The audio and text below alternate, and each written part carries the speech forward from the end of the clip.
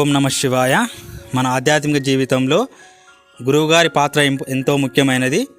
గురువుగారు ఒక దిక్సూచిలాగా ఉంటూ మన జీవితానికి ఆనందమైన జీవితాన్ని ఇస్తాడు. అదేవిధంగా మనకు నిత్య జీవితంలో కూడా ఈరోజు మనకు ఈ వార్తా ఛానళ్ళు గురువుగారిలా మనకు దిక్సూచిని ఇస్తాయి. వాటి సహాయంతోనే మనము నిత్య జీవితంలో ముందుకు వెళ్తూ ఉంటాము, పొద్దున్న లేచి నుంచి రాత్రి వరకు.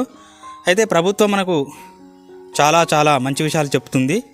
అయినా కానీ మనము వాటిని పట్టించుకోకుండా కొంతమంది దుష్టులు ఏం చేస్తారంటే ఈ ఫేక్ న్యూస్ను రిలీజ్ చేస్తారు. ఇప్పుడు మనకు యుద్ధం జరుగుతుంది తెలుసు, వాతావరణం పరిస్థితులు చాలా కఠినంగా ఉన్నాయి. అయితే వీటిని ఆసరాగా చేసుకొని సామాన్య జనాన్ని భయ ఆందోళనకు గురి చేస్తారు ఈ దుష్టులు. మనము చూసుకుంటాం కదా, ఇళ్లల్లో ఈ రాత్రిపూట పందికొక్కులు కొడతాయి. అవి పొద్దున కనబడాయి, కానీ రాత్రిపూట ఏ మూలకో మంచి ప్రదేశాన్ని అంత తవ్వుతాయి. అదేవిధంగా ఈ దుష్టులు కూడా ఆ పందికొక్కులాగా కనబడకుండా ముసుగు వేసుకొని చాలా రకమైనటువంటి ముఖ్యంగా వాళ్ళ యొక్క దృష్టి అంతా నిత్యావసరాలపైన ఉంటుంది.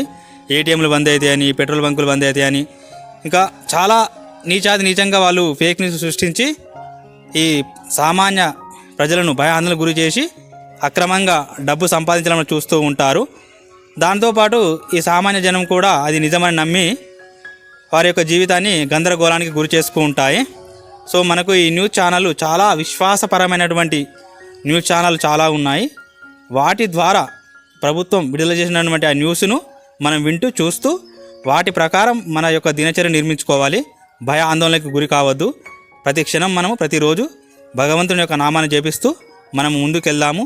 మనం దేశం చాలా పటిష్టంగా ఉంది సైన్యంతో. జై శ్రీరామ్, జై శ్రీరామ్.